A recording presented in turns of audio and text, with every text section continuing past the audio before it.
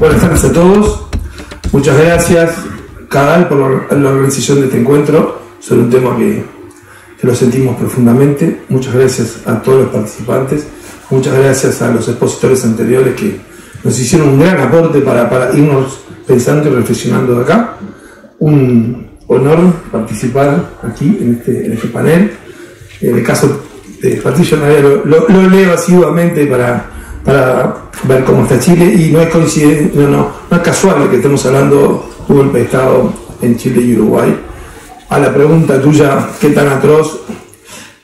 Hace poco tiempo, hace algunas semanas, el presidente del centro militar en Uruguay hizo una entrevista larga y hablaba de que Uruguay no había tenido una dictadura sino una dicta blanda, ¿no?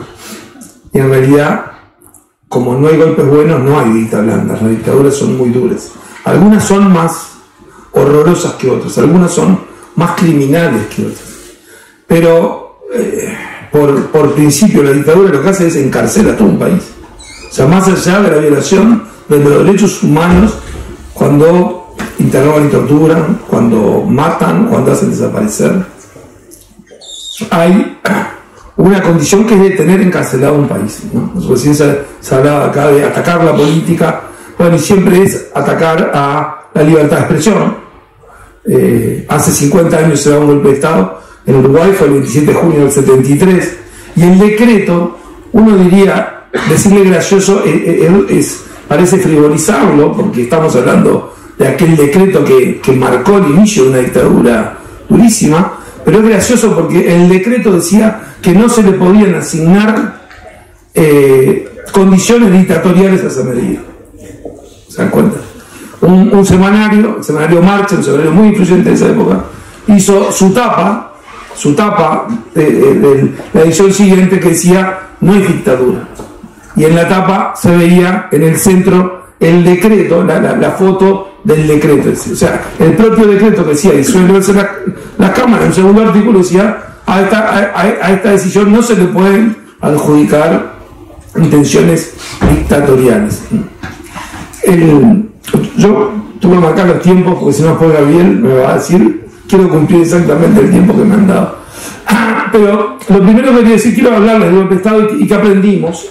La respuesta tuya, ¿qué aprendimos? ¿Qué lecciones nos dejó? ¿Qué ha pasado? Pero primero, para entenderlo, yo escribí un libro del golpe de Estado. Yo soy profesor universitario del año 96, y me asombraba la confusión provocada de algunos hechos, que decía, esto no es un tema de interpretación, es un tema hay una distorsión cronológica de los hechos, hay muchas mentiras, pero además de haberme investigado, de haberme apoyado en grandes investigaciones que hicieron colegas, periodistas, historiadores. Yo no soy historiador, yo viví esos hechos. Entonces veía que se mentían en episodios en los cuales yo lo había vivido. Yo como periodista comencé en el año 81, y en realidad esos años de periodismo fueron periodismo en dictadura. O sea que nos organizamos los periodistas, hacíamos marcha por la libertad de expresión. Era una forma muy distinta de hacer periodismo como ahora, porque en realidad el periodismo se puede hacer en democracia. En dictadura es lo que más atacan las dictaduras. Yo veía una gran distorsión. Pero yo quiero hacer algo que, una referencia breve. Me preocupa poder aburrirlos con esto, pero me parece importante entender. Cuando me puse a ver para hacer el libro, primero voy a hablar de este golpe de Estado, pero voy a hablar de todos los golpes de Estado que hubo. También hice referencia a todos los golpes que hubo en Latinoamérica. Pero en Uruguay hay golpes de Estado desde que nace como Estado independiente. Hay varios en el siglo XIX, hay dos en el siglo XX previo a este. O sea, este fue un golpe de Estado, el que inauguró la dictadura más larga, pero no fue un golpe de Estado particular de la vida uruguaya, sino se da en un contexto internacional que hay que entenderlo. Y acá no es que me quiero ir demasiado para atrás, pero es necesario hacerlo. ¿Por qué hay un golpe de Estado en Uruguay? Porque al comienzo del siglo XX la disputa mundial era por territorios, y esa disputa por territorios llevaba a que algunos países hicieran alianzas, ententes, acuerdos para protegerse de invasión, de que le comieran un pedazo de territorio. O sea, la disputa era territorial. Mientras tanto, fuera de ese esquema de disputa territorial, había otros grupos de pensadores, de activistas que querían un modelo distinto, que era un modelo socialista, que habían empezado a agruparse, la Liga de los Proscriptos, la Liga de los Justos, la Liga de los Comunistas, la Primera Internacional. Y en realidad no tenían ninguna base territorial, tenían un ideal de lo que iba a hacer. En aquella lucha por territorios se desata la Gran Guerra, que después vamos a conocer como Primera Guerra Mundial. Y en el marco de la Primera Guerra Mundial, la Rusia de los zares que entra, tiene que cuidar sus fronteras, descuida, y aquellos luchadores por otro sistema, por conquistar otro sistema, logran triunfar la Revolución de Febrero, la Revolución de Octubre, e instalar el primer régimen socialista. Y ahí empezar a competir entre un régimen socialista y un régimen capitalista por cuál era el mejor. El tema es cómo se hacía esa competencia. Ahí nace la Unión Soviética, que se convierte en un Estado fuerte, y aquella primera guerra termina muy mal resuelta, después de un tratado de paz, donde surge el nacionalismo de la humillación. Y de ese nacionalismo de la humillación se aprovechan en Italia y en Alemania, estoy haciendo mucha simplificación obviamente, pero para entender cómo se van encadenando los hechos, con el nazismo, con el fascismo, va a llegar la Segunda Guerra Mundial. Y aquel Estado que habían fundado los luchadores comunistas, bolcheviques, va a ser un partícipe muy fuerte, y algún pensador ha dicho que fue el verdadero ganador de aquella Segunda Guerra Mundial. Pero salgamos de la polémica, fue un actor fundamental. Y aquella Segunda Guerra Mundial termina ya más que con la lucha por territorios, por la lucha por imponer un sistema en territorio, o el capitalismo o el socialismo. Eso se va a reproducir en Europa, se va a correr al Asia, vamos a tener la revolución china, o sea que gran parte del territorio va a pasar a ser comunista o en un sistema comunista, se va a trasladar al África con la descolonización, va a entrar la Guerra Fría. A mí no es un nombre que me gusta mucho, pero todo no se hace claro lo que es. Va a entrar la Guerra Fría en esa competencia de qué régimen va a ser, y aquella Guerra Fría va a llegar a América Latina. ¿Dónde va a llegar América Latina? En una revolución contra una dictadura. Y eso después va a terminar siendo muy engañoso, porque efectivamente la revolución cubana fue una revolución contra una dictadura. Cuando triunfa, va a recoger una simpatía internacional importante, porque estaba derrotando una dictadura, hasta que Fidel Castro se proclama como marxista-leninista. Eso lleva a que la OEA, la Organización de Estados Americanos, en una reunión en mi país, dice: Cuba queda fuera. Fidel Castro hace un gran acto en La Habana, reivindicando su sistema, y en el fondo, tanto él como Che Guevara, bueno, ahora van a tener una revolución en cada país. Y simplificando mucho, La Habana entrenó y estrenó guerrilleros de América Latina, exportó guerrillas, y Estados Unidos, en la Escuela de las Américas en Panamá, entrenó a los militares que iban a hacer la represión en la guerrilla. Eso se fue reproduciendo en todos los países. Yo en el libro lo cuento identificando todos los movimientos guerrilleros y todos los movimientos militares fuertes, y uno lo que va a encontrar es signos muy similares, hasta el color de la bandera muy similar, de las decenas de guerrillas que se generan. Guerrillas que además iban moviéndose al ritmo de otra puja. No solo capitalismo-comunismo, porque las guerrillas estaban a favor del socialismo, sino de la puja soviética y china. Así llegan las guerrillas a América Latina, y así se empiezan a fomentar movimientos militares para especializarse en la represión. ¿Se precisaban militares para combatir la guerrilla? Siempre ahí entramos en terrenos hipotéticos. En Uruguay quedó demostrado que no, la policía podía, pero yo ahora les voy a decir qué fue lo que sucedió. ¿Era evitable el golpe de Estado en Uruguay hace 50 años? Era evitable, pero había que trabajar mucho para evitarlo. Era evitable porque todo puede ser evitable. Sin embargo, cuando uno mira el concierto, en todos los países se dio un golpe de Estado y una dictadura. Era evitable si la democracia era fuerte. Lo que nos demuestra la historia es que la democracia no era tan fuerte, y que la valoración sobre la democracia no era compartida por todos los dirigentes políticos y no era cuidada. Había que haber hecho un esfuerzo grande para protegerse de un golpe. Era evitable, pero era difícil de evitar, y había que estar muy firme en la defensa de la democracia. Los golpes fueron para combatir guerrillas, es mentira. Eso es francamente mentira. En Uruguay la guerrilla estaba totalmente derrotada. El tema es que aquellos militares de Uruguay, de Chile y de otros se sentían iluminados antipolítica. Ahora estamos viendo algún fenómeno de cuestionamiento. Hablaban de los políticos en forma despectiva, que eran corruptos e ineficientes, y ellos como militares iban a ser unos gobernantes fenómenos para el desarrollo nacional. ¿Las guerrillas luchaban por libertad? No, no luchaban por libertad. Las guerrillas luchaban por conquistar una revolución, por concretar una revolución e instalar un modelo socialista. La revolución cubana surge contra una dictadura, pero luego, bueno, en algún país podrá haber sido, en general los movimientos guerrilleros tuvieron esa lucha que yo le decía un poco que se venía reproduciendo en el mundo, una lucha por convertir el país en otro modelo. ¿Hubo defensa de la democracia? No hubo defensa. No hubo defensa como de... Hubo resignación a caer un golpe de Estado. Muchos creyendo que era un golpe de Estado que iba a dar paso a un periodo breve de transición. Hubo una subestimación de aquellos movimientos militares que venían enganchados en muchos casos, en Argentina acá parece bastante claro, pero en algún caso, con aquellos movimientos que yo decía del nacionalismo de los humillados, que tenían raíces fascistas. Un proceso cívico-militar, esa es otra mentira increíble que se repite y se repite. Las dictaduras fueron militares. En Uruguay la dictadura fue militar. Eran todos militares, no, tenían civiles. Había cómplices, había gente que se prestó para estar en cargos de gobierno. Pero el mando estaba el poder estaba en los mandos militares. En el caso de Uruguay, el golpe lo firmó el presidente de la República, que había sido electo por el pueblo, de una forma muy particular, porque había sido el presidente iba a la reelección. En Uruguay no hay reelección, entonces era como un plebiscito simultáneo y se votaba por el presidente por la reelección, si salía el plebiscito, o si no por el suplente, que era desconocido, que era un hombre con pocas condiciones democráticas, o mejor dicho, sin vocación democrática.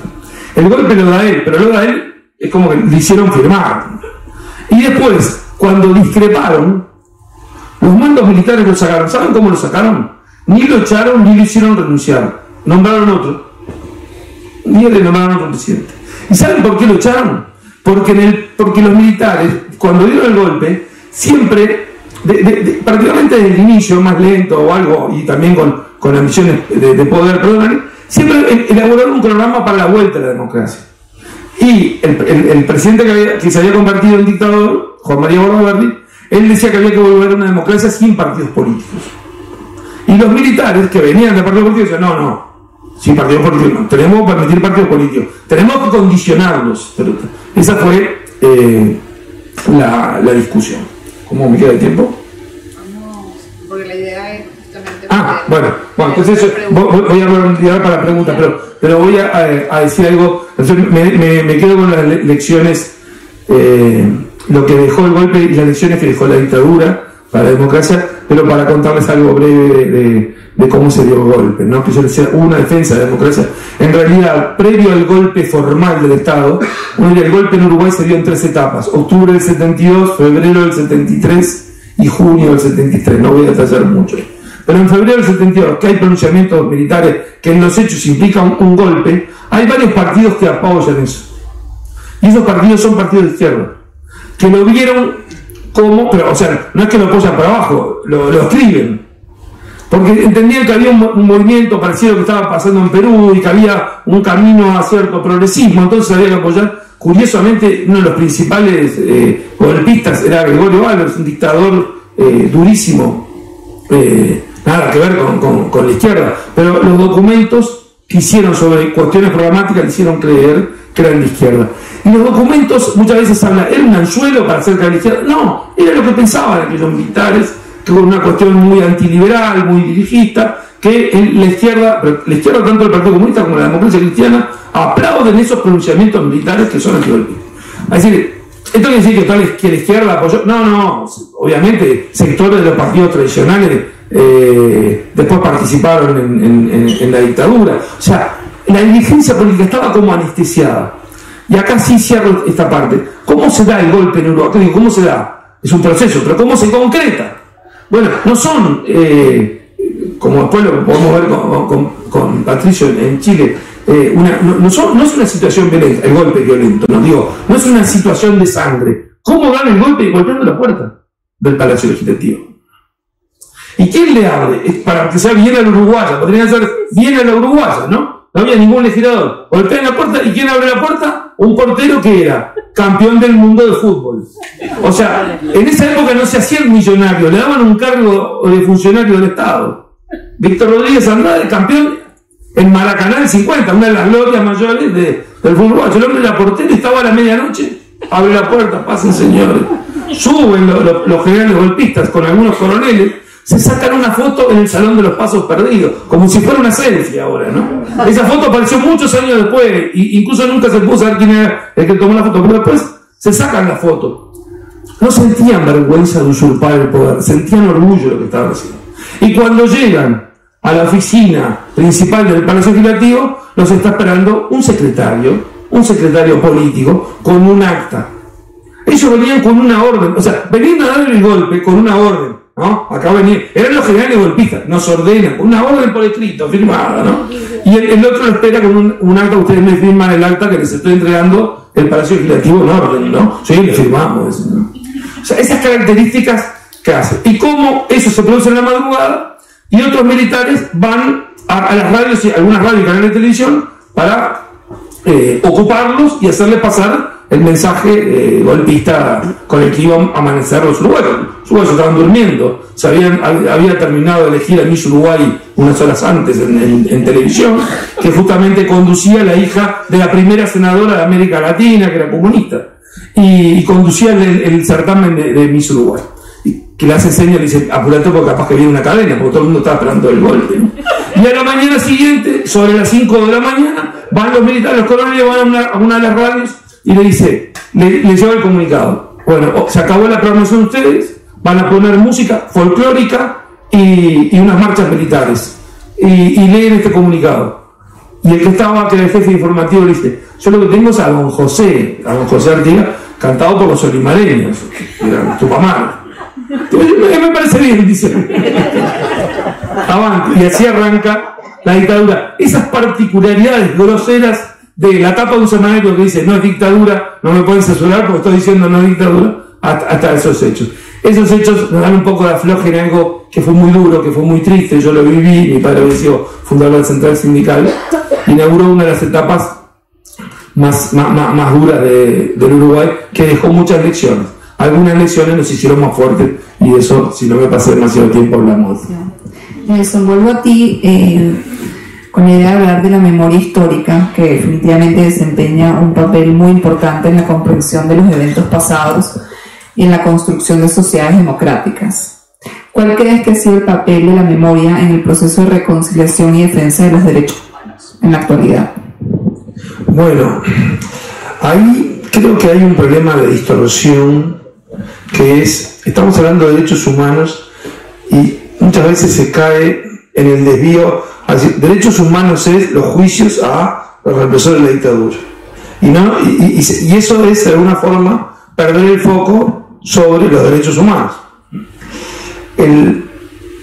Yo creo que ha habido un problema que es mucho trabajo deshonesto intelectualmente sobre lo que pasó, lo que ocurrió, como si fuera necesario torcerlo para hacerlo duro, para hacerle entender a la gente que una democracia era horror. Creo que los que hacen eso terminan cayendo en el mismo lodo de los que no creían en la democracia. Y eso es una cuestión que afecta mucho todo lo que es la reconstrucción histórica para tomar lecciones. Ahora, Uruguay, a partir de eso, a partir de esos desfasajes de las cosas que pasaron, más allá de las distintas interpretaciones que pueda haber, más allá de eso, ¿aprendió la elección o no aprendió la elección? Y uno ve que la dirigencia política, más allá de los cuestionamientos que tiene, ha aprendido, ha tomado nota y ha ejercido una convivencia republicana, democrática, que no será el óptimo, pero que es de alta calidad y que además en la comparación internacional lo deja muy bien ubicado. O sea, Uruguay volvió a la democracia en el año 85, los ciclos duran 5 años, todos los mandatos se cumplieron sin interrupción y sin adelantar plazos, o sea, todos fueron cumplidos. Hubo alternancia en el poder de los 3 partidos que han gobernado, y además con distintas orientaciones. Sanguinetti fue el primer presidente con un gobierno de centro, en la calle vino después, era blanco, el primero era Colorado, en la calle era blanco y liberal. Luego volvió Sanguinetti con una asociación, una alianza más socialdemócrata. Luego vino Jorge Valle, que era colorado y liberal, un hombre muy democrático, un gran luchador contra la dictadura. Luego vino Tabaré Vázquez, que era socialista. Luego vino José Mujica, que había sido guerrillero Tucumano. Después Tabaré Vázquez, ahora la calle Pou con liberalismo ayornado. Y todos con continuidad, con cierta continuidad de la estabilidad. Cada uno dio su perfil, pero si uno mira, hay algunas políticas que se han mantenido a lo largo de todos esos gobiernos, desde el primero de la democracia hasta ahora. Todos han transmitido el mando, pero no lo han hecho solo para cumplir un requisito, como si estuvieran haciendo un trámite. Si uno ve las fotos, uno diría, le está pasando el mando a un adversario, seguro que quiso que hubiera otro ahí, pero lo aplaude, se muestra alegre, hasta para dar una señal a la ciudadanía de este no es un enemigo, será un adversario, tendrá otras ideas, pero no es un enemigo. Eso tiene un alto valor.